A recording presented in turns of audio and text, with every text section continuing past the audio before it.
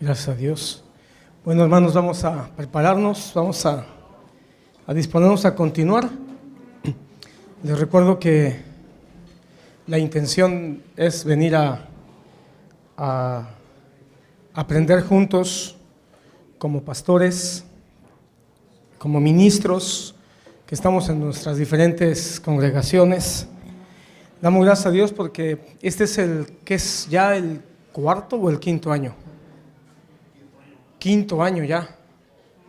Es el quinto año que tenemos estas conferencias para pastores y ministros y siempre lo hemos hecho en diferentes lugares, diferentes ciudades, diferentes sedes y en todas ha sido, espero que para todos los que han asistido, ha sido de bendición por la enseñanza, por la afirmación de la palabra, en muchos también para poder asentarse más como ministros en sus diferentes iglesias, y también ha sido una gran bendición la convivencia, el estar juntos, el comer juntos, el saludarnos, abrazarnos, compartir la alegría de vernos.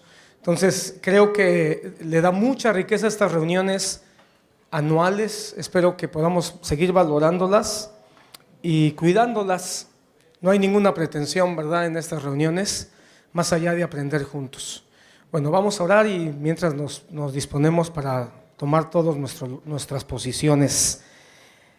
Amén. Señor, en esta hora queremos darte gracias, Señor, porque nos has permitido llegar a todos con bien a esta reunión, a este congreso de pastores y ministros de Abiel, de esta alianza bíblica de iglesias evangélicas latinoamericanas, que tenemos como único propósito darte a ti la gloria, aprender juntos de tu palabra y poder, Señor,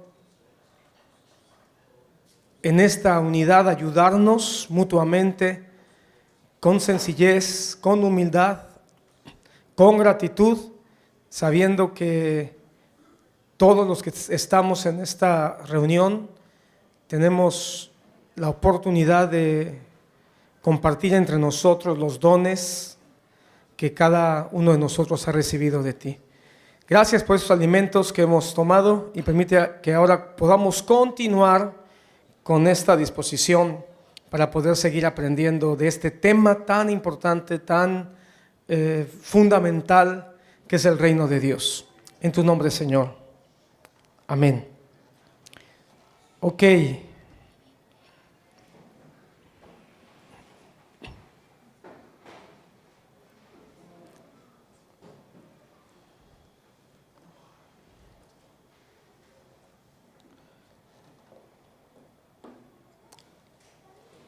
Bueno, vamos a entrarle, hermanos. Tenemos la bendición de dar el tema, un reino que pondrá fin a todos los reinos.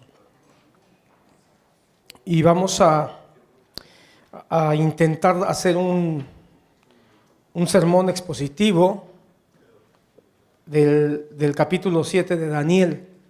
Vamos a tratar de ser muy puntuales, porque el tiempo es corto y si no somos muy puntuales, pues no nos va a dar tiempo de poder ver todo y llegar a la parte central de lo que queremos compartir. Ya el pastor Gerson dijo algunas cosas muy importantes que seguramente si pusiste atención, que espero que sí, al mensaje, vas a encontrar muchos puntos de conexión, de fortalecimiento de lo que ya se dijo con lo que ahora vamos a mirar. Quiero comenzar solamente diciendo que el reino de Dios, como ya ahorita se nos esbozó, el reino de Dios es el tema fundamental de nuestro Señor Jesucristo, pero también es un tema que está en toda la palabra de Dios, en toda la Biblia, está muy claramente a partir de los evangelios, de manera muy clara y abierta, pero también está en todo el Antiguo Testamento, de una manera quizá un poco más encubierta, pero ahí está el tema del reino de Dios. Y cuando llegamos al libro de Daniel, nos vamos a encontrar que en este libro de Daniel, ese tema es muy importante. De hecho, es el tema central del libro de Daniel, tiene que ver con el reino de Dios. Y si tenemos que decir que hay un punto nuclear dentro de este tema en el libro de Daniel, va a ser el capítulo 7. El capítulo 7 está casi al centro, tenemos 12 capítulos, ¿verdad? Y el capítulo 7 está casi al centro de lo que Daniel escribe, y es en este capítulo donde va a estar como que el condensado de lo que Daniel quiere dar a conocer en todo su escrito. Quiero decir algunas cosas introductorias al libro de Daniel que nos van a servir para poder tener una información básica. El libro de Daniel se escribe en el siglo VI, por ahí del año 580 más o menos, en el siglo VI antes de Cristo, siglo VI antes de Cristo. Cuando Daniel escribe, está escribiendo desde el cautiverio. Daniel está en el cautiverio, está en Babilonia, y cuando escribe el libro de Daniel, comienza escribiendo cuando él es un jovencito, recién deportado, recién llegado a Babilonia, y cuando él termina de escribir, ya siendo un hombre anciano, Babilonia ha dejado de ser el imperio dominante y ahora se encuentra en el imperio persa, cuando Daniel escribe el último capítulo. Entonces, básicamente, Daniel no conoce lo que es ser un ciudadano libre, judío libre. Toda su vida estuvo bajo cautiverio. Eso es interesante, hermano, si nosotros nos ponemos a pensar que nosotros también somos ciudadanos que estamos bajo cautiverio. Sí, libres del pecado, pero hablando sistemáticamente como sociedad, todavía estamos en una sociedad pues que obviamente no está siguiendo a Dios, no está caminando con Dios, y en ese sentido somos ciudadanos como Daniel, libres en nuestra fe, libres en nuestras convicciones, pero en una sociedad que nos tiene todavía cautivos. Ok, el libro, algunas cosas singulares o muy importantes del libro. Perdón, hermanos de las pantallas, si me pueden ir más o menos siguiendo. Ok, si me pueden ir siguiendo para no tener que estar chequeando. Estamos en la anterior. Ahí sí me pueden ir siguiendo. Bueno, algunas singularidades del libro es que fue escrito en 2 idiomas. Es algo muy interesante del libro de Daniel, que fue escrito en 2 idiomas, hebreo y arameo. Uno es su lengua materna y la otra va a ser la lengua común que hablaban los caldeos o que hablaban las naciones en esa época. El hebreo los pasajes que están escritos en hebreo, para los que están tomando notas, es del capítulo 1 al capítulo 2, capítulo 1 y 2, versículo 3, todo eso está escrito en hebreo, y luego va a regresar a escribir el libro de Daniel en hebreo a partir del capítulo 8 y hasta el final. Es decir, comienza escribiendo en su lengua materna 2 capítulos y después suspende la escritura en su idioma materna y comienza a escribir en otro idioma, en arameo. Y el idioma arameo básicamente va a ser del capítulo 2, versículo 3 hasta el capítulo 7. Todo el capítulo 7. Algunos consideran que una razón por la que Daniel escribe así es porque él escribe en su idioma natural o materno el mensaje que él quiere que conozca su pueblo, el pueblo judío bajo cautiverio. Pero usa el idioma arameo, que es un idioma más internacional, para dar el mensaje que él está dirigiendo a las naciones, a Babilonia y a las naciones que vienen o que vendrán después de ella. Porque en el capítulo 1 y los capítulos finales, del capítulo 8 al 12, Básicamente Daniel va a hablar del mensaje de esperanza que Dios tiene para su pueblo. Pero los capítulos 2 al 7 son los capítulos que va a hablar la primera parte de su historia de supervivencia, la forma en que Daniel sobrevive con el auxilio y el poder de Dios, no solo él, sino sus compañeros, el asedio de Babilonia y después los juicios que vienen contra las naciones. Eso lo va a escribir en arameo. Ok. Algo importante que quiero que pongas atención en esta perspectiva que quiero dar del libro de Daniel o del capítulo 7 de Daniel, es que es un libro que usa dos estilos literarios. Si alguno de ustedes ha estado siguiendo las clases que tenemos los jueves de Abiel con el pastor Gerson, recordará que hemos estado estudiando también que la Biblia ha sido escrito en varios estilos literarios, ¿verdad? Bueno, el libro de Daniel básicamente va a hablarnos en dos estilos literarios. El primero es una narrativa histórica. Contiene una historia, capítulo 1 al capítulo 6, básicamente es una historia. Nos va a platicar la historia de él, de sus amigos y obviamente de Nabucodonosor y de las formas en que Daniel y sus amigos escaparon de estas acciones en su contra. Va a ser su historia. Pero a partir del capítulo 7 hasta el final, también el estilo literario va a ser otro.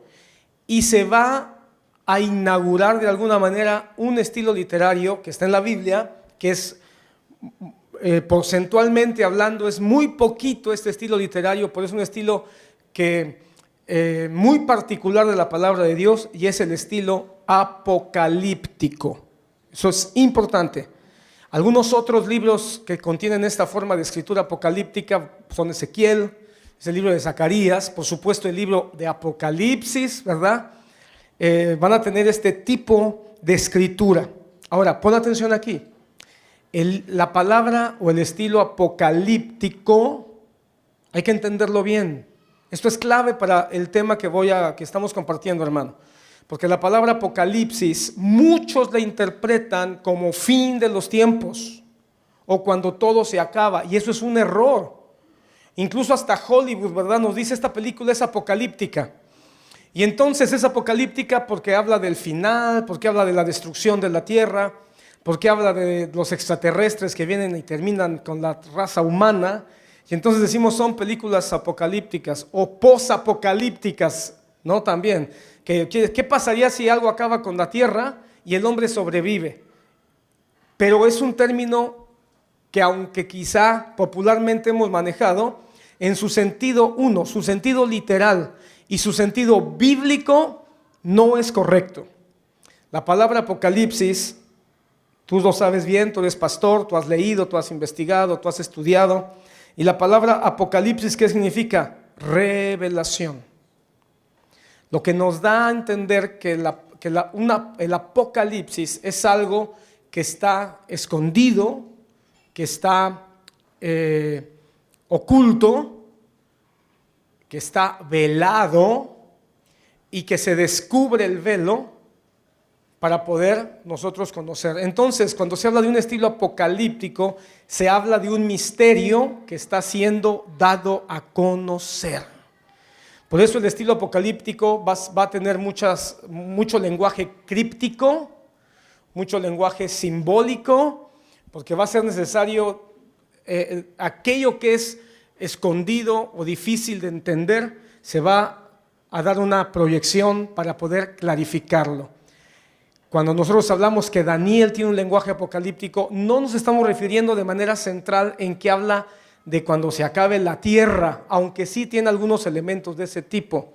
Lo que estamos diciendo es que el libro de Daniel es apocalíptico porque trae revelación acerca de algunos enigmas que tienen que ver con el pueblo de Dios. ¿Ok? Esto es muy importante.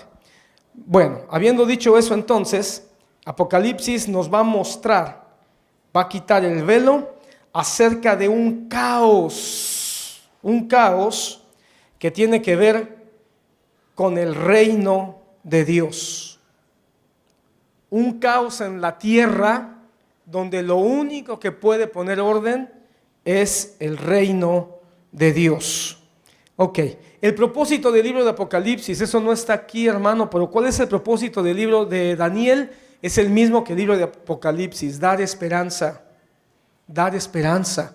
El libro de Apocalipsis, hermano, yo quedé sorprendido preparando este tema, que aunque parezca repetitivo, Pastor Gerson, perdón si parece repetitivo, pero lo predicaba con Paulo cuando veníamos en el avión con mi esposa.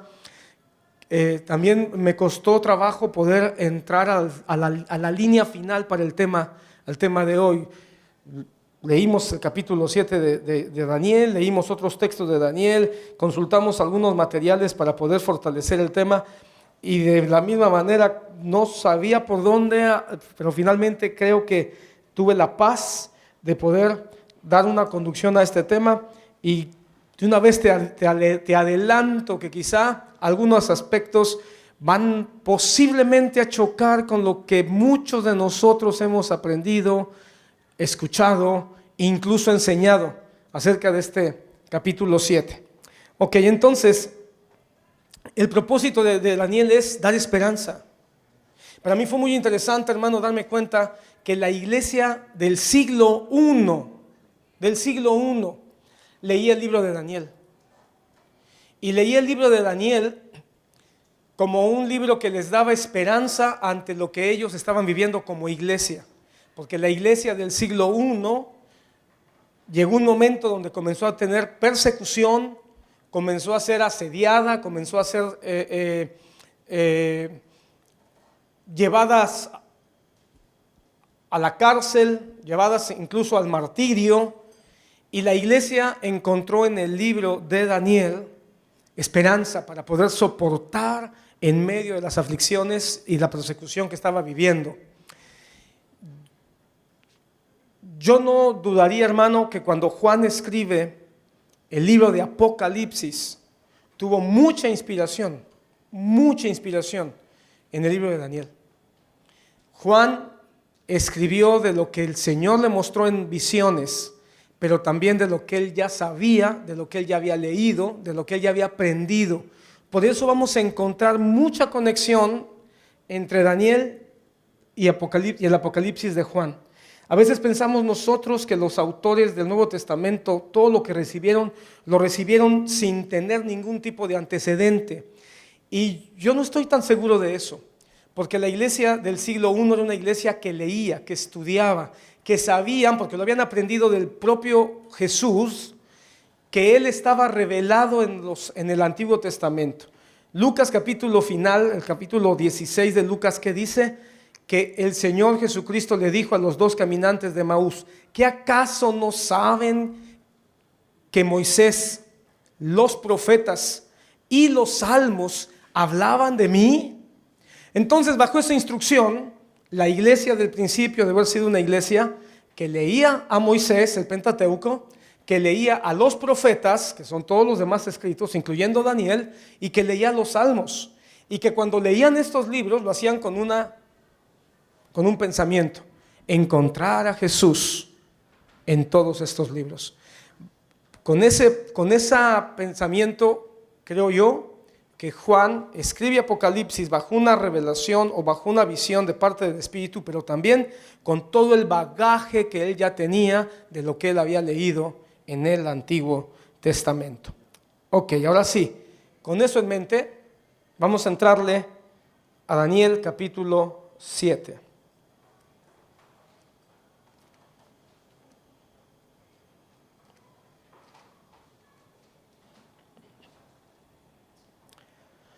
Capítulo 1 dice así: en el primer año del rey Belsasar de Babilonia, David tuvo un sueño y visiones en su mente, estando en su cama. Entonces escribió el sueño y relató el resumen de él. Este es el resumen. Os quiere decir que quizás soñó muchas más cosas o muchos más detalles, pero Daniel lo resume para poder darlo a conocer. Este es el resumen de lo que Daniel soñó. Importante. Estoy soltando datos, estoy soltando pensamientos para que tú quizá vayas entendiendo lo que está pasando. Daniel expresa lo que soñó. Más adelante vamos a ver que Daniel también tuvo visiones. En el capítulo 11 dice que Daniel tuvo una visión estando en el río Tigris. Pero en este momento él tiene una visión, pero nos deja claro, estaba dormido. Esto fue un sueño, ¿de acuerdo? Estaba soñando, pero fue un sueño de esos sueños que nosotros hemos tenido. No sé si alguna vez has tenido un sueño que dices, parecía que lo estaba viviendo, que hasta te despiertas alterado, despiertas sudando porque fue algo que te impactó. Bueno, Daniel tuvo un sueño que no lo dejó en paz, despertó alterado, despertó preocupado por lo que estaba soñando. Creo que es importante mencionar que han pasado 20 años de Nabucodonosor. Eso es importante, porque este sueño va a tener un paralelo sorprendente con lo que el rey Nabucodonosor había soñado 20 años antes. Quizá por eso se alteró tanto Daniel, porque de alguna manera se dio cuenta que había ciertos matices muy parecidos a lo que había escuchado de Nabucodonosor, y ahora era él el que estaba teniendo ese tipo de alteración por un sueño que había recibido. Y estando él consciente de que el Señor habla a través de sueños, o puede hacerlo si él quiere, él escribe. Y el versículo 2 dice: miraba yo en mi visión nocturna que los 4 vientos del cielo agitaban el gran mar, y 4 bestias diferentes, una de la otra, subían del mar. Ok. Lo primero que él ve es un gran mar. Muchos estudiosos están de acuerdo, hermano, en que el mar del que él está hablando es el mar Mediterráneo. Por 2 razones. Número 1, porque era el mar más importante en esa época para los habitantes de esa región. Y segundo, porque las 4 representaciones de naciones o de imperios que Daniel va a describir están alrededor del mar Mediterráneo. ¿Sale? Entonces el gran mar que él está viendo es el mar Mediterráneo. Ahora, este mar es un mar embravecido, es un mar que está en caos, es un mar que nos va a hablar de esa inestabilidad que el ser humano tiene. Cuando tú vas a ir a Apocalipsis, vas a encontrar que el mar tiene un paralelo con las naciones.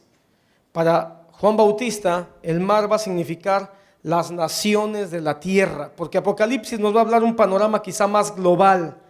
Daniel no. Daniel no está viendo un panorama global. Aquí viene quizá un primer pensamiento que quizá algunos van a darse cuenta que puede golpear algunas áreas de nuestra interpretación tradicional. Porque muchos han insistido en leer Daniel pensando que está hablando de algo que tiene que ver con el fin de los tiempos, el final de los tiempos. Pero Daniel, la realidad es que él no está pensando en el final. Lo que está recibiendo es un mensaje para su tiempo, para su pueblo, que tiene una connotación muy geográfica en su entorno. Y él entonces nos va a hablar de ese momento histórico, de esa fase de su época, claro, con una proyección para toda la iglesia. Pero él está pensando que ese mar tumultuoso son las naciones que están dominando a Israel. Pon atención en eso. Entonces, ese mar es un caos, es una instabilidad humana, y él va a tener el sueño, la visión de que ese mar va a dar a luz, va a alimentar 4 grandes bestias. Y estas 4 grandes bestias, nosotros lo sabemos, van a representar a 4 imperios que van a venir uno detrás de otros. 4 poderes, 4 fuerzas humanas, impulsadas por supuesto por fuerzas contrarias a Dios, y que van a tratar de imponer su fuerza, de imponer su voluntad, de imponer su control, de imponer su culto incluso a otros dioses. Y Daniel entonces está viendo que eso está sucediendo y ve a estas 4 bestias. No me quiero entretener en esto, hermano. Quiero llegar al clímax del mensaje. Es ahí donde quiero pasar un poquito más de tiempo, pero digamos algunas cosas de estas 4 bestias. Ahí están en la palabra. Vamos a tratar de entender, aunque ya lo sabemos. Hermano, muchos han tratado de mirar en estas bestias a naciones modernas. Y algunos han dicho, por ejemplo, que el oso es Rusia. Algunos han visto en el león a Inglaterra. Pero creo que esas interpretaciones, hermanos, son necedades del corazón humano, tratando siempre de traer a la posición personal o actual la palabra de Dios. O sea, como que a veces el ego del hombre, tenemos tanto ego que pensamos que todo se trata de nosotros. Entonces interpretamos que ese pasaje se tiene que tratar de nosotros. Este pasaje tiene que ver con mi época, con mi tiempo, con mi generación. Y creo que eso es un error. Daniel no está hablando pensando en la generación del siglo XX. No está pensando en las personas, ni en el mundo, ni en los cristianos del siglo XX. Él está pensando y está recibiendo esta visión para su generación. Eso es algo importante. El león no es Inglaterra, el oso no es Rusia, el leopardo no es China, la bestia ¿cuántas? 10 cabezas no es el último poder fáctico que va a venir sobre la tierra. Entonces, si esto no fuese así, entonces ¿qué cosas son? Lo que la Biblia dice, lo que el propio profeta Daniel dice que significa. Eso es lo que significa. ¿Y qué es? Mira, vamos pues rápido. Versículo 4. La primera era un león y tenía alas de águila. Mientras yo miraba, sus alas fueron arrancadas, fue levantada del suelo y puesta sobre 2 pies como un hombre, y le fue dado corazón de hombre. Es claro, según la historia, según la antropología, que Babilonia era representado como un león con alas. Son abundantes los leones con alas dentro de la cultura babilónica. En sus templos, en sus edificios, esta figura era encontrada pues en todas las representaciones de Babilonia. Por lo tanto, el león con alas representa a Babilonia. Las alas cortadas al oso representa la humillación que Dios hace de Babilonia. Dios humilla la soberbia de Babilonia. Esas alas cortadas quiere decir que la fuerza, el poder, la majestuosidad de este imperio va a ser humillado. Podríamos decir de otra manera, domesticado, porque dice que se le va a dar corazón de hombre. Eso es interesante, no me quiero meter en esos detalles, pero escuchando al pastor Gerson sobre este último mensaje que nos daba ahorita de cómo el profeta Ezequiel habla de quitar el corazón de piedra y dar un corazón de hombre, de alguna manera eso fue lo que pasó con Nabucodonosor. Nabucodonosor tenía un corazón de piedra, se llenó de soberbia, se llenó de altivez, se proclamó un Dios a sí mismo y Dios tuvo que humillarlo, lo convirtió literalmente en un animal salvaje. Y estando en esa condición, Nabucodonosor en un momento dado, bajo una intervención de Dios, tuvo que reconocer que estaba equivocado, se arrepintió de sus dichos y la palabra dice que el Señor le volvió la cordura. Y cuando Nabucodonosor vuelve en sí, después de ser humillado por varios años, Nabucodonosor reconoce y dice: no hay Dios fuera del Dios de Daniel.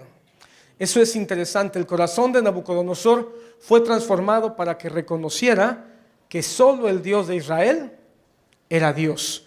Quizá esto es una referencia a esa domesticación de la cultura babilónica o de Nabucodonosor, quizá muy específicamente. Ok, el oso.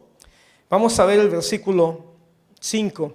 Una segunda bestia semejante a un oso estaba levantada de un costado y en su boca y entre sus dientes tenía 3 costillas y le dijeron así: levántate y devora mucha carne. Después de Babilonia ha habido el imperio persa acompañado de los medos y era un reino, aunque eran 2 grandes potencias, una era más fuerte que la otra y estos eran los persas. De ahí, hermano, que se interpreta que el oso que tenía un costado más levantado es porque tenía una parte de esta unión medo-persa que era más fuerte o más grande, que eran los persas. Por lo tanto, entonces dicen, era un reino unido, pero desigual.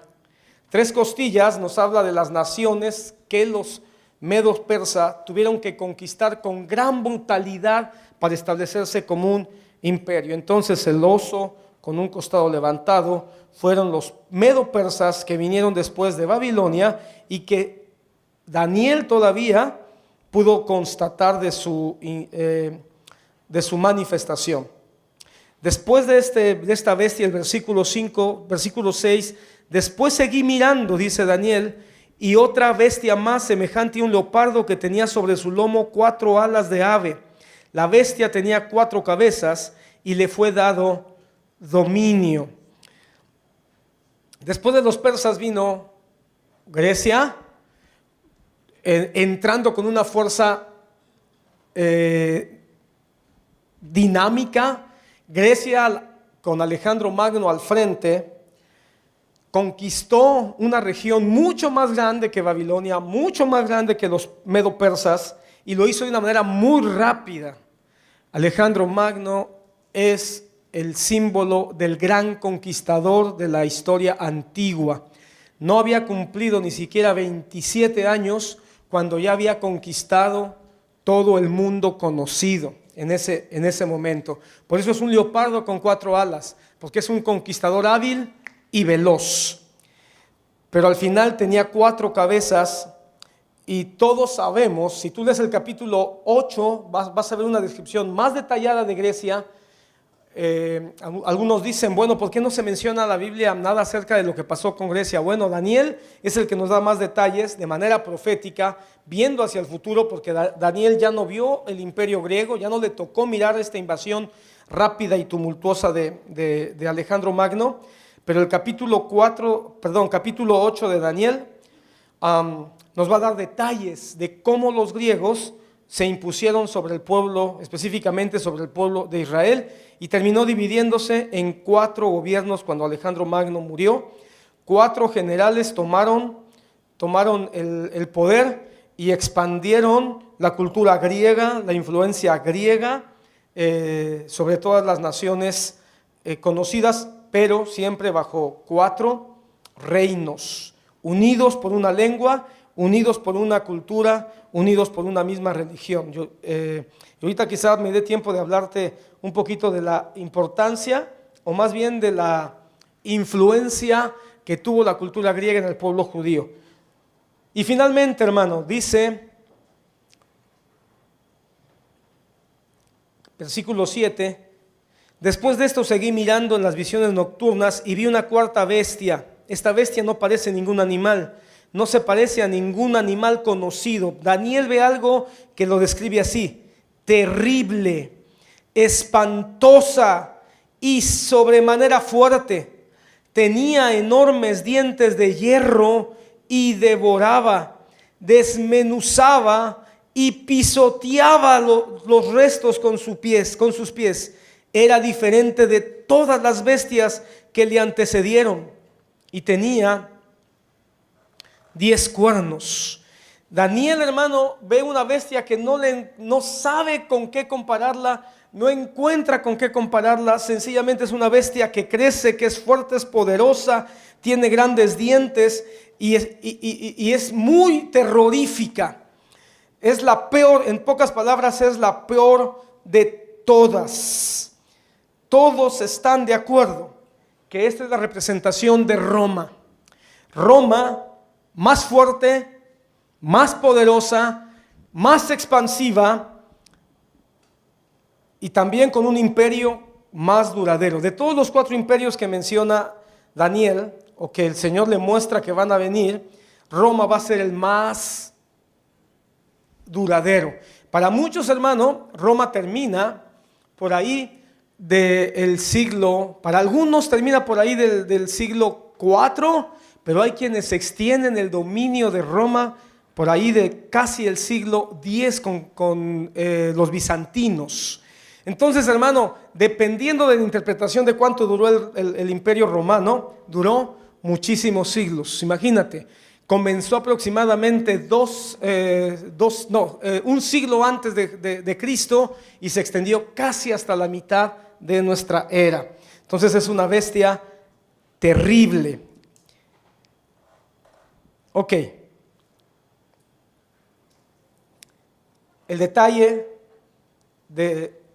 de esta bestia, con un poder tremendo, con una expansión abrumadora, con una civilización profundamente dominante, tiene un detalle muy interesante.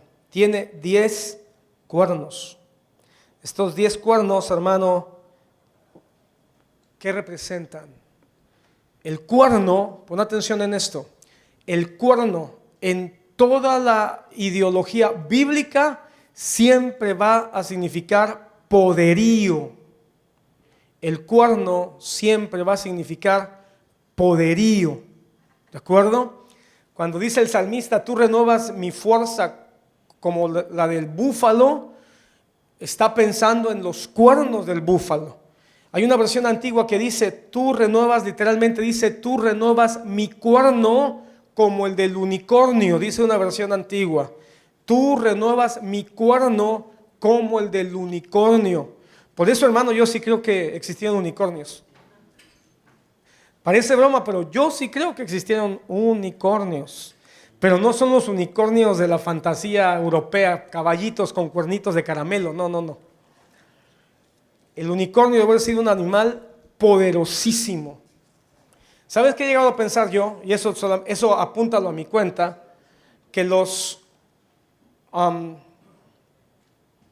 rinocerontes actuales pueden ser descendientes de ese animal poderoso que los antiguos escritores de la Biblia llamaban unicornio, porque el rinoceronte es un animal muy poderoso, muy fuerte, y que de alguna manera pues su fuerza está representada en ese gran cuerno que tienen. No lo tienen en la frente, lo tienen en la nariz, ¿verdad? Pero hermano, la palabra no dice en ningún lado dónde el unicornio tenía el cuerno, solo dice que era un ser poderoso con un cuerno. Y la versión antigua así lo dice, tú renuevas mi cuerno como el unicornio. La versión que tú lees, la versión Reina Valera y las versiones más actuales dicen, renuevas mis fuerzas como las del búfalo. Por eso es una versión o una traducción que trataron. Hubo algunos que dijeron, ¿cómo? Van a pensar que los cristianos creemos en las fantasías, en las leyendas, ¿verdad? Mejor cambiemos unicornio porque suena a un animal mitológico y suena extraño, tú renuevas mi cuerno. Mejor interpretemos el sentido simbólico del cuerno y pongamos fuerzas. Y es así como nuestra Biblia hoy tiene, tú renuevas mis fuerzas como las del... ¿Qué animal hay fuerte? ¿Qué animal conocemos que pueda tener un sentido en la cultura hebrea o en la cultura judía? Ok, los búfalos. Pero yo creo que la escritura original tiene sentido, porque los cuernos en la Biblia van a ser símbolos de fuerza. ¿Has leído tú el pasaje donde dice que Moisés tuvo que cubrir su rostro con un velo porque salían grandes rayos de su rostro? Bueno, la versión original dice que tenía que cubrir su rostro porque salían grandes cuernos de su rostro. Así dice las traducciones originales. Entonces, obviamente esos cuernos no eran cuernos de cabra, ¿verdad? Sino era la interpretación de lo que veían que salían de su cara. Entonces lo interpretaron como que tenía mucha fuerza, había mucho poder saliendo del rostro de Moisés. Si tú visitas, creo que está en Italia, un museo en Italia, hay una réplica en el Museo de San Carlos en la Ciudad de México, hay una representación del Moisés de Miguel Ángel. Y el Moisés de Miguel Ángel tiene cuernos. ¿Por qué tiene cuernos? Porque Miguel Ángel debió haber leído esa versión donde dice que salían cuernos del rostro de Moisés. ¿Pero qué representaba? Poder, fuerza, ¿ok? Entonces, pensando en eso, cuando tiene 10 cuernos, imagínate, ¿qué está diciendo Daniel? En su sueño él está viendo un animal con 10 cuernos. Lo que él está diciendo es, miren, a ver, otra vez. Si pensamos que cuernos es poder, lo que está diciendo es que es una bestia con un poder enorme. Para los que les gusta la numerología, algunos están de acuerdo que el número 10 habla de plenitud, de algo que es completo. Entonces, bajo esa perspectiva, los cuernos de la bestia nos está hablando de un poder casi absoluto. Lo que está diciendo Daniel es, si Babilonia es un león terrible, si los medos persas son un oso voraz, si Grecia es un leopardo veloz, esta bestia tiene todo lo que ellos tienen y mucho más. Así que si le tienen miedo al león, al oso y al leopardo, escóndanse cuando venga esta, porque tiene la plenitud del poder. Es casi absoluto. Ahora hay un detalle. Mira el versículo siguiente. Mientras yo contemplaba los cuernos, una vez más se quedó viendo los cuernos. Eso fue lo que en el sueño Daniel dijo: esto es terrible, esto es increíble. No puede ser que haya una bestia con tanto poder. Vi que otro cuerno, uno pequeño, surgió de entre ellos, y 3 de los primeros cuernos fueron arrancados delante de él. Y este cuerno tenía ojos como los ojos de un hombre y una boca que hablaba con mucha arrogancia. Entonces dice, no nada más tiene un poder grande, un poder terrible, un poder expansivo, un poder casi absoluto, sino que además vi que se levantaba un cuerno pequeño. Pon atención, son detalles. Un cuerno pequeño, y cuando se levantaba tiraba 3. Tenía que hacerse espacio, aunque era pequeño, tenía que hacerse espacio para surgir. Pero este cuerno tenía un detalle, tenía ojos como de hombre. En otras palabras, era un ídolo. Era la representación, hablando del ídolo que nos acaban de enseñar, era un ídolo, era la representación de un poder, era la representación de la propia bestia que se estaba manifestando, y decía cosas arrogantes, maldiciones contra, no dice contra Dios, pero seguramente esas palabras arrogantes son una palabra donde él se exaltaba, donde este cuarto se llenaba de ego, se mostraba como el que merecía el culto, la adoración, la exaltación. Ok. Este cuerno pequeño hay que ponerle mucha atención, porque el cuerno pequeño nos habla de la arrogancia del hombre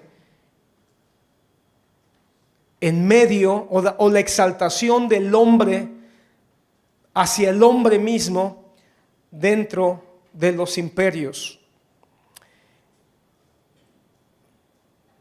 Históricamente, muchos han tratado de entender quién es este cuerno pequeño de Daniel. A ver si puedo dar a entender esto, hermano, porque tradicionalmente muchos han tratado de leer a Daniel proyectándolo, como decía al principio, hacia el final de los tiempos. Y entonces han dicho, se trata del anticristo que menciona Pablo. Se trata del anticristo que nos deja mirar Juan en el Apocalipsis al final de los tiempos. Entonces debe estar hablando de ese cuerno. Pero cuando tú miras de cerca, número 1, la palabra anticristo no aparece en el libro de Daniel. No aparece. El concepto de anticristo va a surgir con la iglesia. Va a ser la iglesia, va a ser Pablo, va a ser el apóstol Juan principalmente, quienes nos van a dar algunos datos de lo que es un anticristo, ¿de acuerdo? Así que Daniel, él no está pensando en un anticristo, ni tampoco está pensando en un anticristo al final de todos los tiempos. Eso no está sucediendo. Otra razón por la que él no está pensando en el anticristo al final de los tiempos es el capítulo 8. Tú léelo con calma, no quiero meterme en muchos detalles porque no nos va a dar tiempo de terminar. Pero en el capítulo 8 va a surgir otro cuerno pequeño. Y en el capítulo 8 sí va a decir quién es el cuerno pequeño. Y el cuerno pequeño, muchos hermanos interpretan, yo he leído o leí, ahora que estuve estudiando esto, leí algunos comentaristas, hermano, y al final por eso fue que me costó tanto trabajo, porque encontré divergencias de opinión entre algunos comentaristas y me di cuenta que algunos tienen una gran tendencia, una enorme tendencia a interpretar la Biblia toda con conexiones paralelas, aduciendo que debe de tratarse de la misma cosa, cuando viendo con más detalle son cosas diferentes. Te lo explico. En el capítulo 7 habla de un cuerno pequeño que surge de la gran bestia final de los 4 imperios. En el capítulo 8 habla de un cuerno que nace del chivo o del macho cabrío. El capítulo 8 de Daniel nos va a hablar de 2 animales, un borrego o un cordero y de un macho cabrío.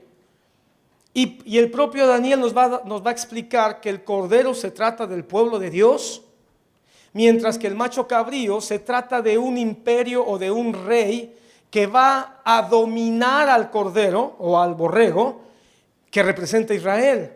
Y él mismo lo dice, a ver, para que lo puedas ver literal, no me quiero distraer ahí, pero mira, ve al capítulo 8, perdón.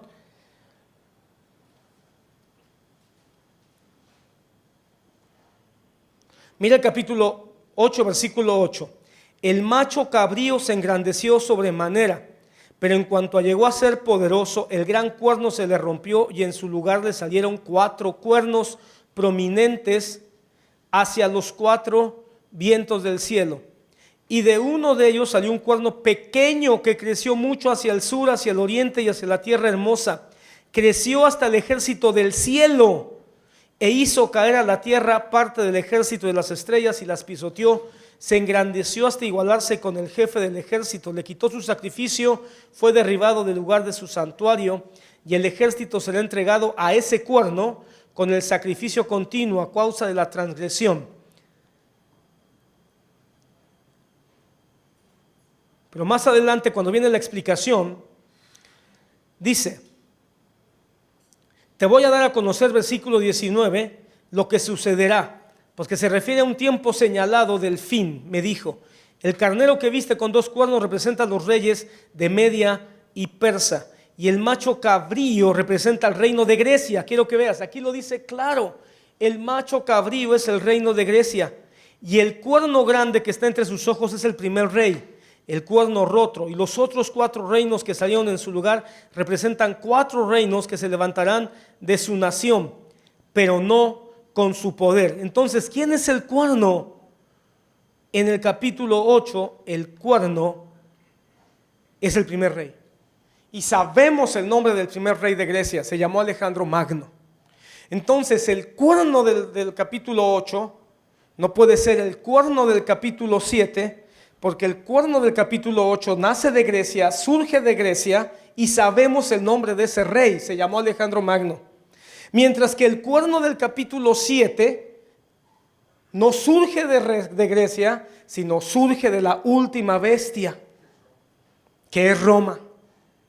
Entonces no podemos conectar a estos dos. Algunos han interpretado que el capítulo 8 habla de Satanás y de Luzbel, porque dice que fue un rey o fue un gobernante que llegó hasta el cielo y que derribó a las estrellas. Porque tendemos mucho a conectar a veces 2 capítulos que tienen similitudes, pero no nos damos cuenta que hay un contexto que los hace diferentes. Aquí sí dice quién es, tiene su nombre, pertenece a Grecia y sabemos el nombre del primer rey, se llamó Alejandro Magno. Ok. Ahora, ¿qué pueden tener de similitud el cuerno del capítulo 7 con el cuerno del capítulo 8 que sabemos que es Grecia? Lo que pueden tener similitud es que ambos nos hablan de hombres que se enaltecen como ídolos, asumiendo posiciones divinas, llamándose a sí mismos dioses, y buscando culto hacia sí mismos. Eso sí se parecen. Entonces, ¿qué es el cuerno pequeño del capítulo 7? Algunos piensan, pon atención aquí, a ver, cuando Daniel está viendo el fin, a ver cómo miras esto, hermano. Cuando Daniel dice esto va a suceder en el fin, una vez más, pensamos que el fin de los tiempos es cuando la nueva Jerusalén se establezca o descienda de los cielos. Pero cuando leemos la Biblia un poco más, sobre todo el Nuevo Testamento, nos damos cuenta que el fin de los tiempos comenzaron cuando Jesús resucitó de entre los muertos y ascendió al cielo. Cuando Pablo escribe a los que nos han alcanzado el fin de los tiempos, está hablando en el siglo I, hermanos. No está pensando en la iglesia del siglo XXI. Sin embargo, él dice, ya nos alcanzaron el fin de los tiempos, porque el fin de los tiempos comenzaron cuando el reino del Señor se manifestó en Cristo Jesús. Hoy estamos viviendo los fines de los tiempos, pero ¿cuándo comenzaron los fines de los tiempos? Cuando comenzaron la Primera Guerra Mundial, la Segunda Guerra Mundial. ¿Cuándo comenzó el fin de los tiempos? ¿Cuando nos vino la pandemia? No, el fin de los tiempos comenzaron cuando Cristo resucitó y ascendió a los cielos. Llevamos 2000 años viviendo el fin de los tiempos. No sabemos cuándo va a ser el final, pero ya estamos viviendo el fin de los tiempos. Y ahorita leyendo, seguramente vamos a poder afirmar esta idea. Cuando Daniel está viendo el fin de los tiempos, pero el fin de los tiempos es una proyección hacia el Mesías. Escucha otra vez esto. Cuando Daniel habla del fin de los tiempos, es porque él está viendo la manifestación del Mesías. Ok, cuando Cristo viene, cuando Cristo se manifiesta, cuando Cristo, Dios hecho carne, se presenta a la tierra, ¿qué imperio estaba presente? Roma. Cuando Daniel está mirando el fin de los tiempos, ¿qué imperio está mirando él? A Roma. De ahí que muchos tratan de hacer una resurrección de Roma para la época final de hoy. Discúlpeme, hermano, muchos están tratando de encontrar a Roma hoy todavía. Pero Daniel no está mirando una Roma resucitada. Daniel está viendo la Roma en todo su poder y en toda su expansión. Y en medio de una Roma en todo su poder y toda su expansión, ve al Mesías. Ahí vas a ver, hermano.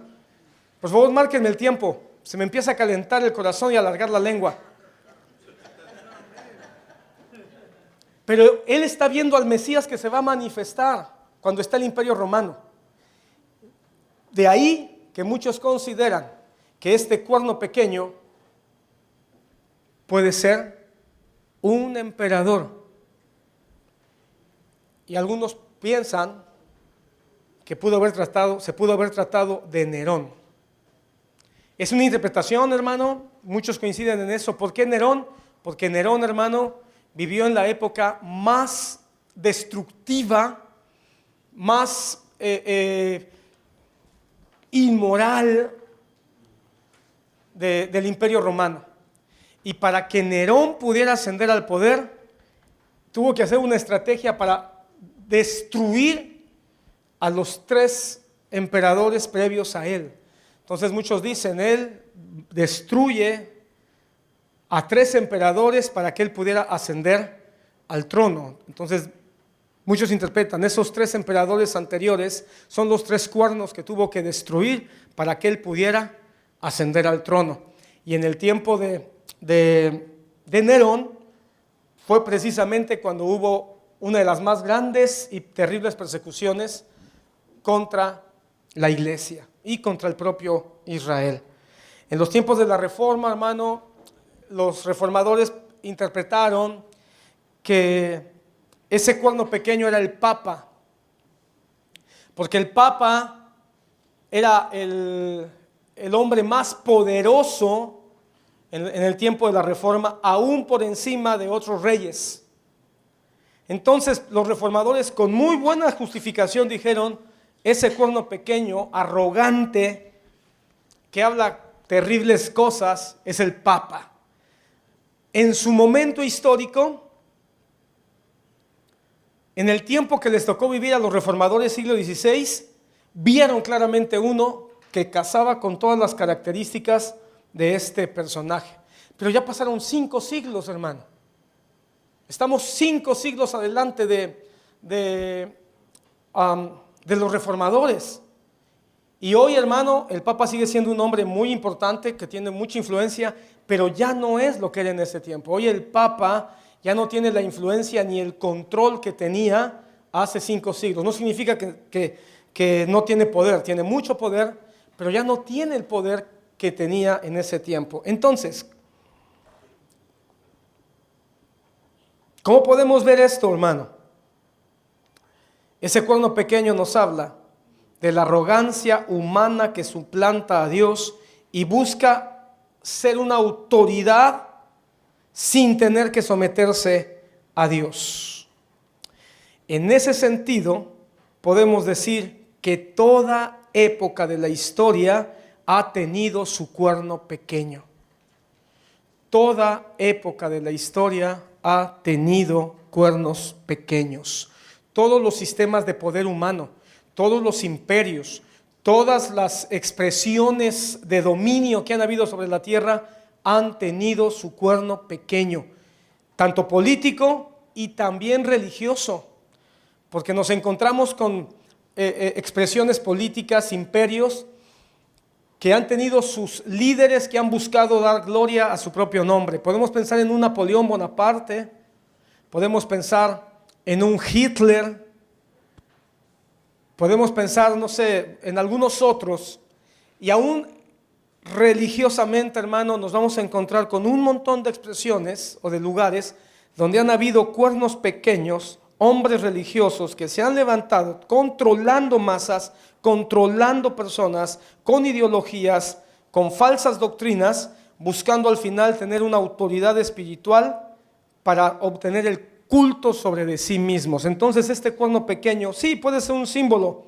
pero no necesariamente de un solo ser que estamos esperando y que se va a manifestar al final de los tiempos, sino de una expresión que en todas las épocas vamos a encontrarnos con hombres que se van a levantar en contra de Dios y que van a buscar la gloria para sí mismos.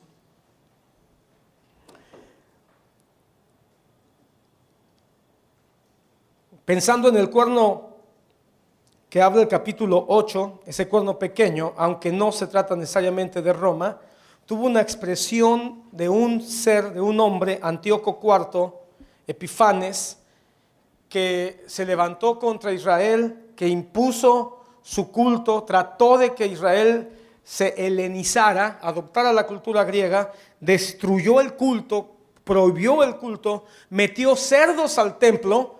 Y en ese momento, hermano, muchos interpretaron que lo que estaba haciendo ese hombre era una blasfemia contra Dios y era una expresión de un cuerno pequeño que estaba levantándose con gran arrogancia, buscando el culto para sí y negando, o más bien prohibiendo, el culto para Dios. Cada época, hermano, ha tenido su cuerno pequeño.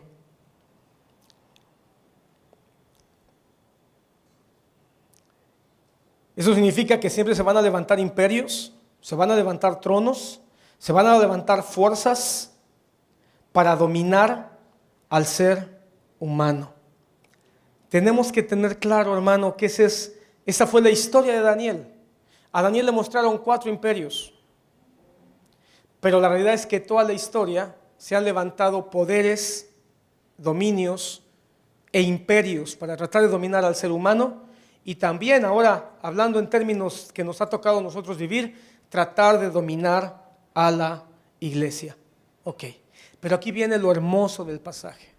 Antes de avanzar, la premisa que quiero ponerte delante hoy es que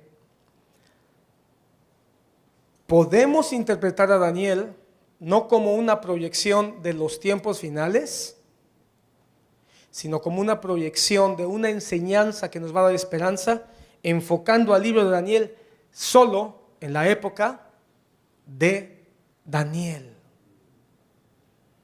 No te quiebres la cabeza diciendo, ¿quién será el oso hoy?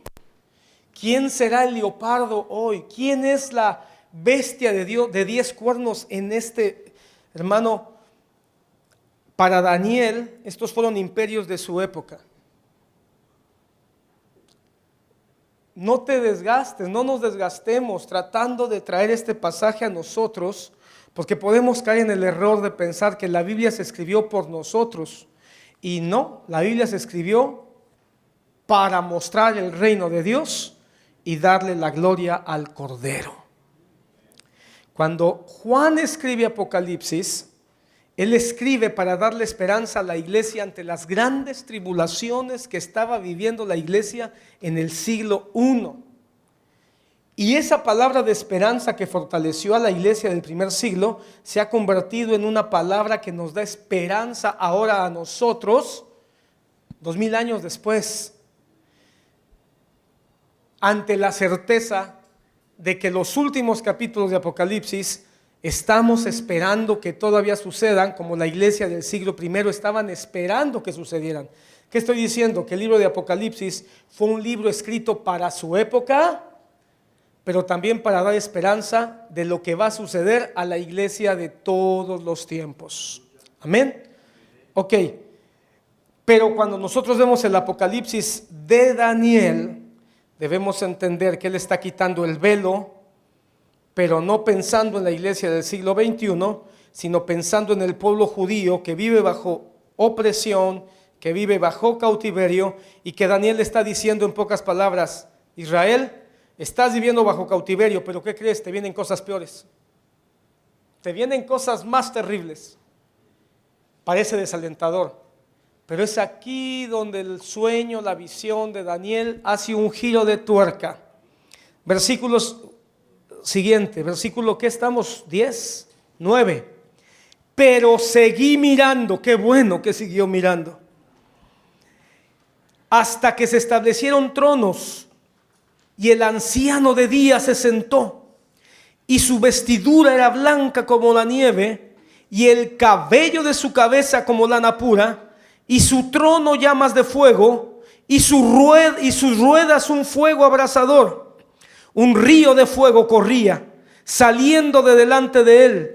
Miles de millares le servían, y miriadas de miriadas estaban de pie delante de él. El tribunal se sentó y se abrieron los libros. Cuando Daniel está viendo todo esto y dice: qué terrible situación, lo que viene, lo que hemos vivido está mal, pero lo que viene está peor. ¿Dónde está la esperanza para el pueblo de Israel? Siguió mirando y entonces se dio cuenta que estaba uno como un anciano de días. ¿Y sabes cómo estaba? Exactamente como nos enseñaba el pastor Gerson de Jesús, como Jesús en la popa de la lancha, durmiendo plácidamente. Así como Jesús estaba tranquilo, plácidamente, mientras que los apóstoles estaban diciendo: el mar está bravo, el mar está terrible, aquí se acabó todo. ¿Por qué Jesús estaba durmiendo? Porque Él es Dios y Dios está en control de todo. Así que cuando Él ve que del mar, mira qué interesante, mientras que los discípulos vieron el mar de Galilea embravecido, Daniel vio el mar Mediterráneo echando y escupiendo estos 4 terribles monstruos. Y cuando voltea, ve al anciano de días, y el anciano de días estaba tranquilo.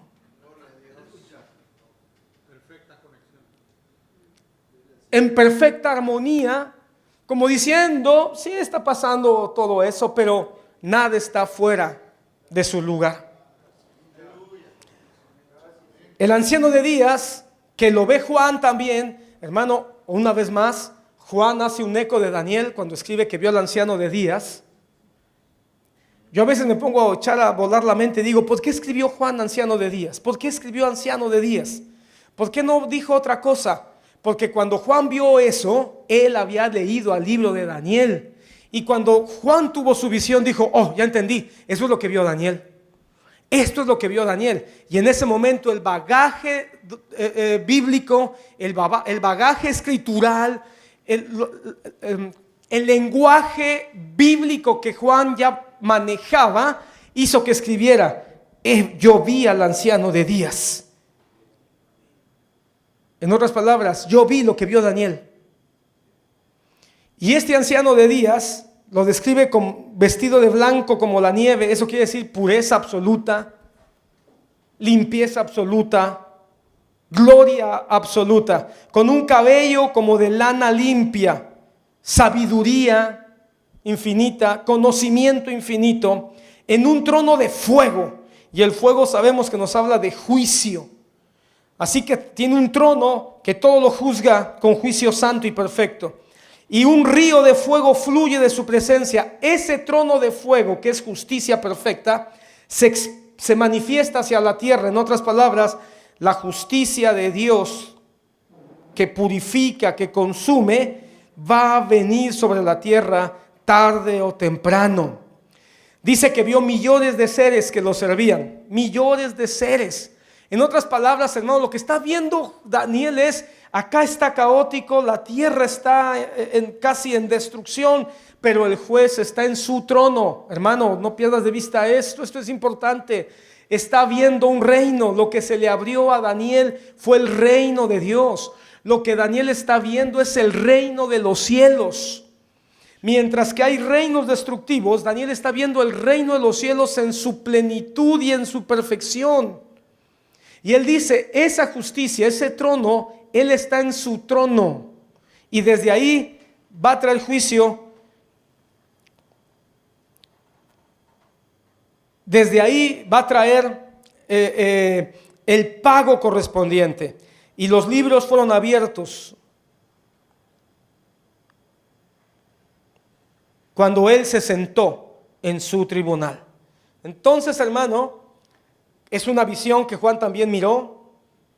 Juan también miró que al final de los tiempos el juez justo y santo va a abrir los libros. En esta ocasión dice que abrió los libros para juzgar a estas naciones. En los tiempos que Juan vio, los libros van a ser abiertos para juzgar a todos los seres humanos de la tierra. Estos libros no se van a abrir ante nosotros, hermano, quiero decirte.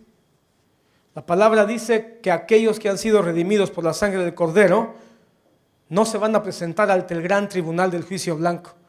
Si tú has creído en Cristo Jesús, si tú ya eres un hombre y una mujer que se ha arrepentido y ha creído en Cristo Jesús, a ti no te espera el tribunal del juicio blanco. A ti y a mí nos espera presentarnos delante del Hijo de Dios, de Jesucristo, donde vamos a ser también confrontados con nuestra propia vida. Pero no para recibir juicio, sino para que podamos tener de alguna manera la justificación de todo lo que se nos perdonó, de todo lo que se nos limpió, de todo de lo que se nos redimió. En otras palabras, aquellos libros del gran trono blanco se van a abrir para avergonzar a los que no entregaron su vida y de alguna manera hacerles saber que merecen ser destruidos en el lago de fuego.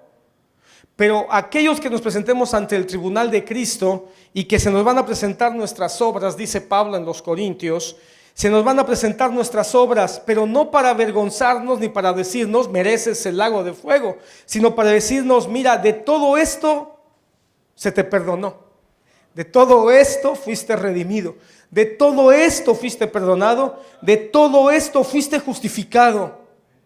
A veces cuando leemos ese pasaje en Corintios decimos, ay, me van a juzgar de todas mis obras. No, no es un juicio de tus obras para ser condenado.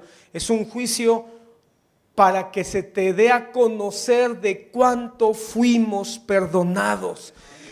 Mientras que los del tribunal del trono blanco van a terminar llorando, van a terminar tronando sus dientes, van a terminar mesando, sacudiendo sus cabellos por el terror de lo que les espera en el lago perpetuo.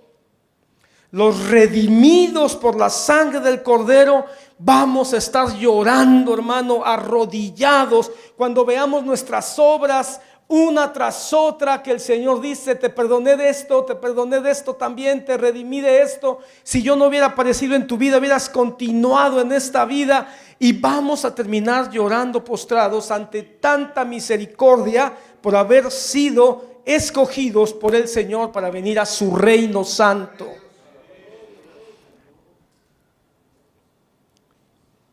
Cuando el juicio de Dios vino, versículo 11 dice: entonces yo seguí mirando a causa del ruido de las palabras arrogantes que el cuerno decía. Qué tremendo, hermano. Él vio que estaba el anciano de días, que es el Dios eterno, y el cuerno seguía blasfemando, Quiere decir que los cuernos pequeños no tienen temor de Dios.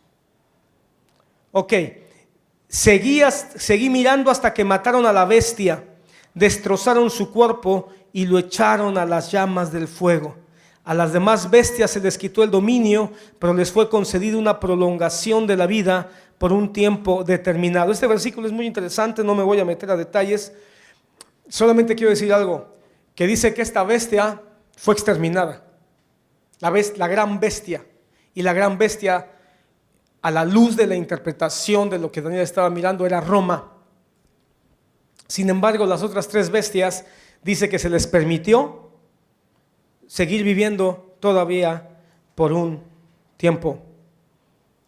Bueno, eso es un pensamiento mío. A lo largo de todos los siglos, la influencia babilónica, la influencia persa y la influencia griega, grecorromana, ha permanecido. Nosotros tenemos influencia babilónica, persa y griega. Todo el mundo, hermano. Todo el mundo.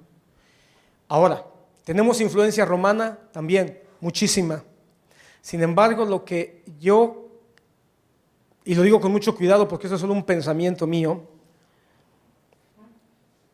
me parece, y como dijo ahorita Gerson, si queremos platicarlo, lo podemos platicar con calma y estudiamos un poco más, pero me parece que no deberíamos de pensar que se vale volver a levantar Roma como se levantó en los tiempos de la antigüedad. Yo creo que sí se va a levantar un poder mundial, porque la Biblia también nos habla de un poder mundial, pero no va a ser Roma. Ese poder mundial nos va a sorprender quizá. Se va a levantar un cuerno pequeño, al final pues se han levantado. Juan dice, el apóstol Juan dice que muchos anticristos han venido entre ustedes, dice Juan. Entonces anticristo siempre ha habido, van a seguir habiendo, y por supuesto que no descarto que va a venir un anticristo que va a ser el que va al final convocar a las naciones enteras o a unir a las naciones enteras. Sin embargo, yo creo que vamos a quedar sorprendidos y no va a ser Roma. No, yo no creo que el papado se va a volver a levantar como se levantó hace siglos. No creo que la religión católica se vaya a volver a levantar como se levantó hace siglos. Yo creo que esta bestia final, si podemos decirlo así, porque tampoco podemos expresar cómo va a ser con exactitud, solo sabemos que al final la Biblia dice, Apocalipsis, que va a haber una bestia, un falso profeta, auspiciados por por Satanás o el dragón. Ok, pero yo creo que nos vamos a sorprender. Esta ya quedó aniquilada, pero las otras tres, su influencia se les permitió continuar por un tiempo determinado. Seguí mirando en las visiones nocturnas. Si hasta aquí, hermano, no has puesto atención o te has quedado medio dormido en el camino, despierta, tú que duermes, y te alumbrará el Hijo del Hombre. Seguí mirando las visiones nocturnas en mis sueños, y en las nubes del cielo vi a uno como un hijo de hombre, que se dirigió al anciano de días y fue presentado ante él. Y le fue dado dominio, gloria, reino, para que todos los pueblos, naciones y lenguas le sirvan. Su dominio es un dominio eterno que nunca pasará, y su reino uno que nunca será destruido. Daniel está asustado porque ve al león, porque ve al oso, porque ve al leopardo, porque ve a la bestia terrible. Pero Dios le dice, los reinos de estos imperios son temporales, no son eternos, no van a permanecer y van a ser destruidos. Pero el reino que le ha sido dado, que le va a ser dado a los ojos de Daniel, hermano, ponte, en el tiempo de Daniel, es el reino que viene. El Hijo del Hombre es uno que viene. Cuando Daniel ve y dice, vi a uno como el Hijo del Hombre, está viendo hacia adelante. Y el Señor le está diciendo en sueños, ten esperanza, Daniel, no te angusties, los reinos de la tierra van a perecer todos, pero hay uno que es eterno, espera ese reino. Para ti y para mí, nosotros estamos ya del otro lado. Y cuando nosotros nos paramos del otro lado, para nosotros no es lo que viene, para nosotros es, iglesia, tengan esperanza, porque el reino de los cielos ya ha venido. El Hijo del Hombre se ha manifestado. Ahora ustedes pertenecen a ese reino que Daniel vio como algo que venía.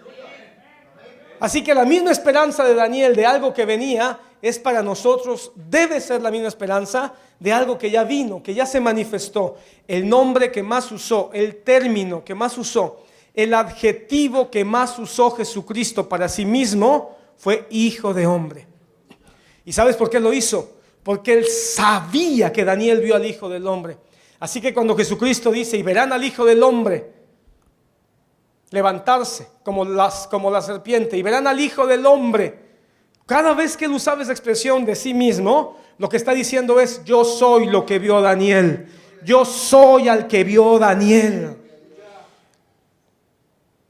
al que vio que se le dio toda la gloria, toda la honra, toda la majestad, todo el dominio, todo eso que dice Juan que vio que le fue entregado al Cordero. Eso es lo que Daniel vio que iba a suceder. Entonces el Hijo del Hombre es el cumplimiento del juicio a todos los reinos de la tierra. Ahora, ¿cómo vio Daniel al Hijo del Hombre? Lo vio en nubes. Y cuando vio que el Hijo del Hombre estaba en las nubes, venía como el Hijo del Hombre en las nubes, y le fue dado dominio, gloria y reino, ahí entonces supo que había esperanza. Una vez más, esta venida del Hijo del Hombre en las nubes no es la venida, no es la segunda venida. Daniel no está viendo la segunda venida. ¿Cómo lo sé? Porque cuando Juan en el Apocalipsis ve venir al Señor, dice que lo ve venir resplandeciente con una corona, y ve un manto en su lomo o en su pecho que dice Rey de Reyes y Señor de Señores. Lo que vio Juan fue al Rey de Reyes. Lo que vio Daniel fue al Hijo del Hombre. En otras palabras, lo que vio Daniel es al Rey que viene como hombre, y lo que vio Juan fue al Rey de Reyes que viene con toda su gloria a poner el reino por los siglos de los siglos. Daniel no vio en las nubes al mismo que vio Juan. ¿Qué vio Daniel entonces? Vio la muerte, o mejor dicho, vio la resurrección y vio la ascensión. Porque cuando el Señor asciende, creo que por ahí alguien va a hablar de la ascensión, pero cuando el Señor asciende, debemos entender que esa ascensión no es elevarse nada más y volar. Esa ascensión es un término real que significa que va a tomar su trono. Entonces, cuando Daniel vio al Hijo del Hombre, lo que estaba viendo era la ascensión de Jesús. En otras palabras, el Hijo del Hombre, aunque es hombre, también es divino. En contraste total, las bestias que suben del mar, que son la humanidad, el mar habla de las naciones, habla de la tierra, habla de caos, habla de alguna manera de ese movimiento irregular o desordenado, mientras que el Hijo del Hombre desciende de las nubes, es divino. Los reinos, los imperios son humanos, el Hijo del Hombre es divino. Los imperios de los hombres devoran, destruyen. Por eso no podemos poner la confianza en ningún presidente, en ningún rey, en ningún pastor, en ningún apóstol. pero el Hijo del Hombre redime. Los reinos de la tierra van a pasar, son temporales, pero el Hijo del Hombre reinará para siempre. Hermano amado, el Hijo del Hombre, por eso es un apocalipsis lo que estamos leyendo. Por eso es un apocalipsis, porque nos están revelando que los reinos de la tierra no van a durar para siempre. Va a venir el Hijo del Hombre. Y ahora nosotros tenemos una revelación ampliada, porque nosotros sabemos que el Hijo del Hombre no es un símbolo, es el Mesías, es Cristo. ¿Sabes qué dijo Cristo en el Sanedrín? ¿Te recuerdas cuando él fue al Sanedrín? Después de que cuando fue llevado a juicio en el Sanedrín, ¿qué dijo Jesús? Mateo 26, 64. Desde ahora. ¿En dónde? Sentado a la diestra del poder de Dios. Lo que les dijo cuando iba antes de ir a la cruz, les dijo, ok, no piensen que están matándome. Yo estoy cumpliendo la voluntad del Padre, para que cumpliendo la voluntad del Padre, sea ascendido como rey en su trono. El momento en que Daniel vio a Cristo ascendido, a Cristo en las nubes, se cumplió lo que dice Hebreos capítulo 10, 12. O mejor dicho, no se cumplió. Daniel vio lo que después el escritor de Hebreos escribiría. Vamos a abrir Hebreos 10, 12. Ese texto no lo tengo aquí. Sé más o menos qué dice, pero no quiero decir algo incorrecto.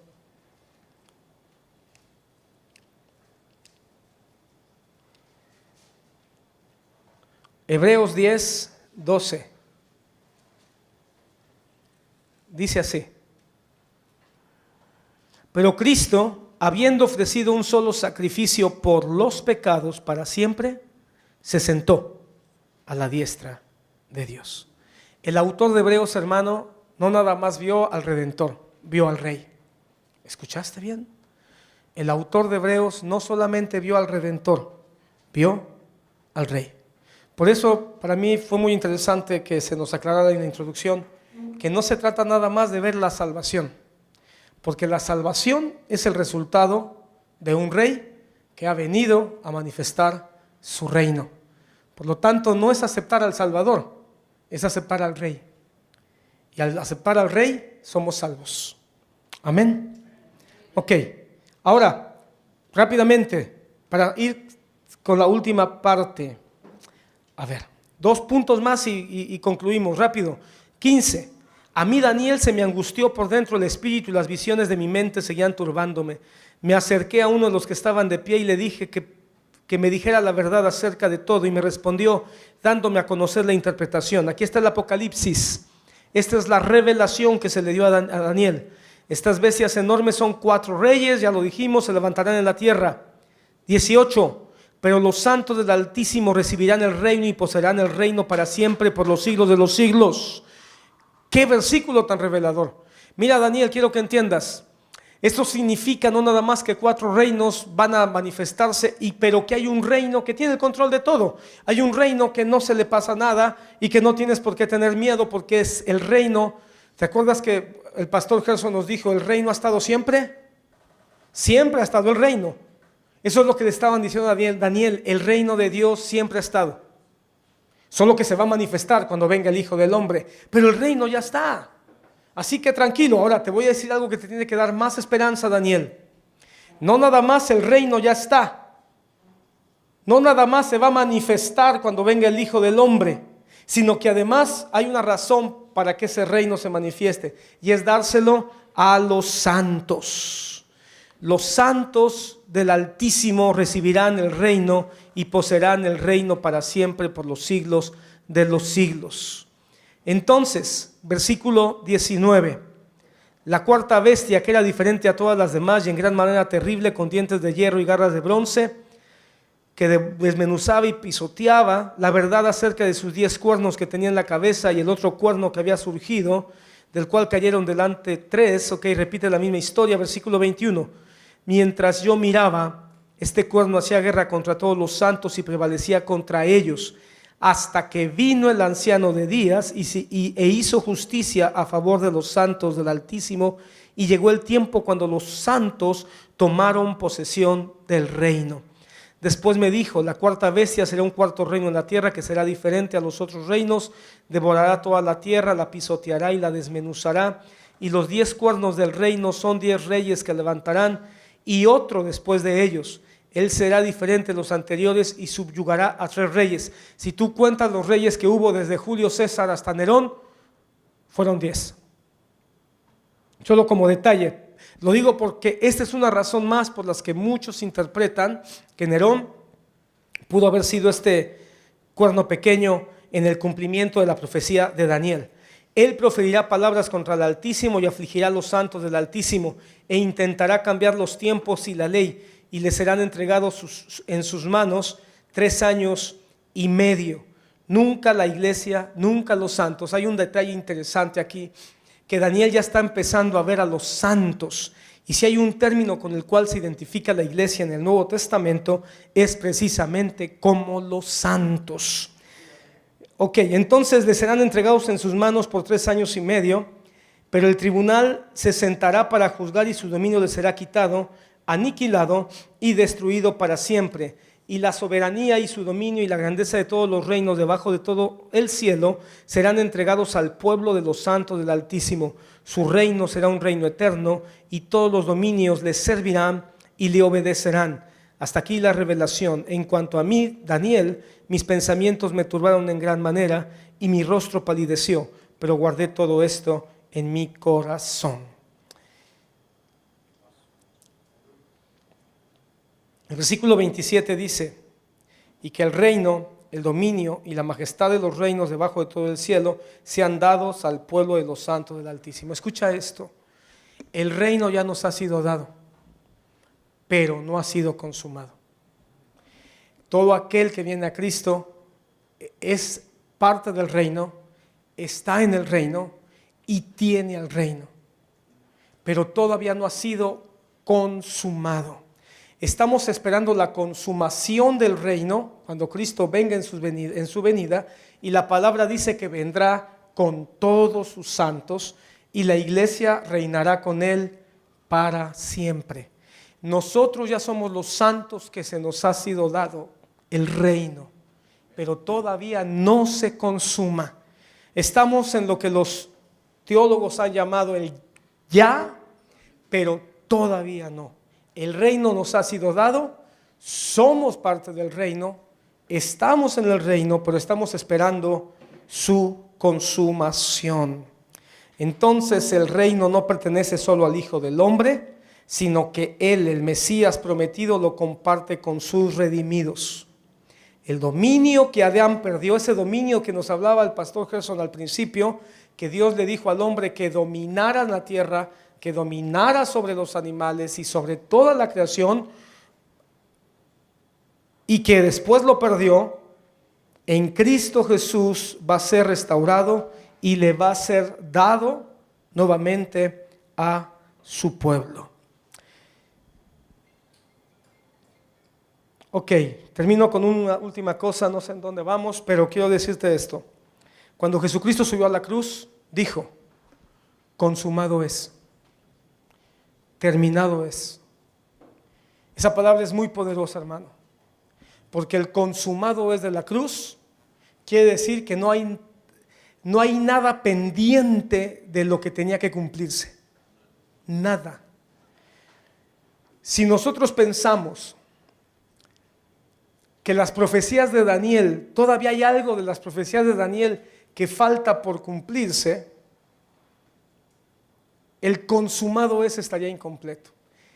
El único pasaje que a mi parecer, leyendo a Daniel, tiene un cumplimiento hasta el final de todo es el capítulo 12. Porque el capítulo 12 sí habla ya de un tiempo de cuando todo va a tener que cerrar, no en la segunda venida, sino cuando la manifestación de los santos del Señor resuciten al final de los tiempos los santos para vida, los que no conocieron al Mesías para muerte. Pero muy específicamente el capítulo 7 de Daniel ha sido consumado. ¿Por qué? Porque el Rey se ha manifestado.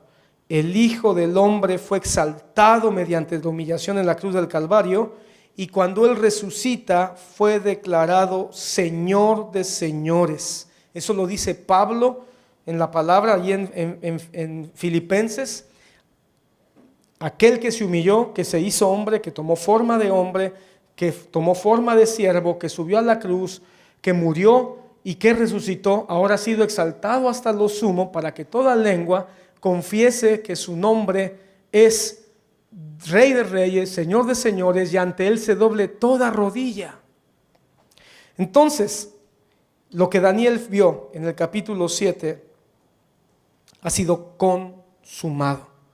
Fue entronizado a la diestra del Padre, y cuando Él fue entronizado se inaugura el reino que Daniel había anunciado que vendría en el capítulo 7. Así que, hermano, no veas el consumado es como un lamento de Jesús donde ya no soportaba más y dijo: ay, qué bueno, por fin ya voy a dejar este martirio. No, el consumado fue la expresión del Rey, sabiendo que todo lo que se había expresado acerca de su manifestación como Rey y de su manifestación como la expresión viva del reino de Dios se había cumplido. Así que, hermano, ¿cuál es la enseñanza final? No somos llamados a construir un reino propio. No somos llamados a construir nuestras estructuras terrenales personales, sino que pertenecemos a un reino que en Cristo Jesús se ha cumplido.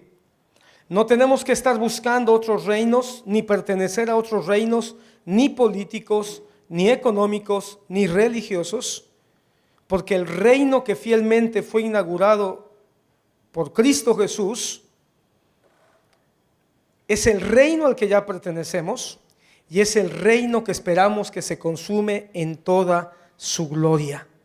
Así que en esta reunión de pastores, hermano, quiero invitarte a que meditemos en esto y que tengamos la certeza de que así como Daniel vio que se sacudían las cosas a su alrededor, pero la fuerza, el poder del Evangelio y del reino de Dios estaba firme y estable, de la misma manera, aunque veamos que se sacuden las fuerzas humanas o espirituales a nuestro alrededor, estemos certeros que el sacrificio del Hijo del Hombre, su resurrección, lo ha entronizado como Rey, y eso nos puede dar paz y seguridad ante lo que venga. No te asustes ni te sorprendas. Los hombres de la tierra van a seguir adorando bestias, van a seguir adorando cuernos pequeños. Y tú vas a ver que se van a levantar bestias y cuernos pequeños por todos lados. No te asustes. El anciano de días, nuestro Dios eterno, sigue en su trono. Y el Hijo del Hombre que tomó un cuerpo hace 2000 años, hoy ha resucitado y lleno de gloria y poder, reina. Amén. Vamos a orar. Damos un aplauso al Señor.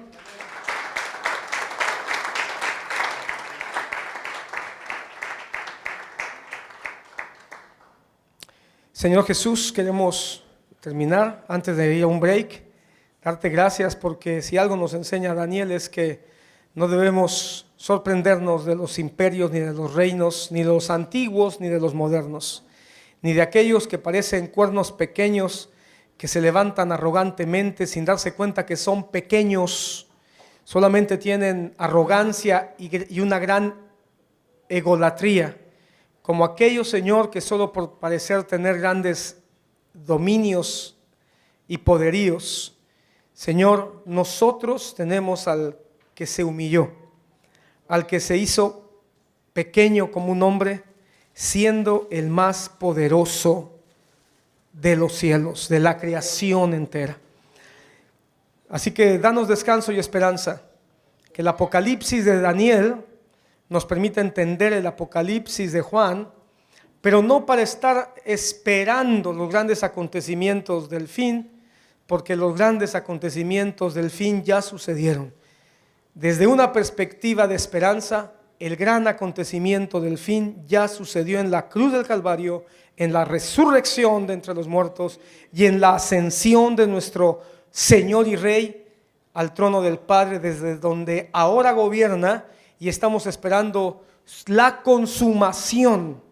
No estamos esperando el fin de los tiempos. En un término más correcto, quizá podríamos decir, esperamos la consumación del fin de los tiempos. Y queremos hacerlo con esperanza. Si algo recibió Daniel, fue esperanza.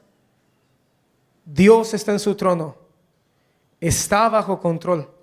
El Hijo del Hombre reina a favor de su pueblo, para que sus santos, sus escogidos, podamos disfrutar el reino ahora en nuestras vidas y en nuestros corazones por la fe, sabiendo que vendrá el tiempo en que tú te manifestarás en tu preciosa, gloriosa y maravillosa segunda venida, para que entonces el reino no sea nada más un reino en misterio, sino sea un reino manifestado en toda su plenitud. Gracias, Señor. Amén. Y quiero nada más leerte el último versículo, Apocalipsis 11:15, y que nos vayamos con ese texto al break. El reino del mundo ha venido a ser de nuestro Señor y de su Cristo, y Él reinará por los siglos de los siglos. Amén. Dios te bendiga. Un break de 15 minutos, creo. Gracias, Pastor Alex. Yo sé que estamos siendo bendecidos en esta tarde. ¿Cuándo están siendo bendecidos, mis hermanos? Vamos a tomar un descanso de 15 minutos, pero antes en la pantalla van a poner ahí el menú, y en la pantalla también van a poner los números de las comidas, donde usted va a tener que anotar. Ahorita van a poner un papelito donde usted va a tener que anotar la mesa, porque les van a poner papeles con un número en su mesa, y en el papel va a anotar ahí lo que usted va a querer ordenar para la cena, que será, ¿qué horas es la cena? 7:30. Entonces ahí van a poner ahorita el menú en la pantalla, y usted pone ahí la mesa donde está, y para que ustedes puedan entonces regresar. ¿Ah? Ven a decirlo, please, Linda. Número de mesa, su nombre y la elección que van a poner ahí. Entonces 3 cosas van a ir en ese papelito: su nombre, la elección del menú que van a poner ahorita para la comida, y el número de la mesa. Entonces, ¿dónde está el menú? Están un poquito lentos. Ahorita vamos a poner el menú.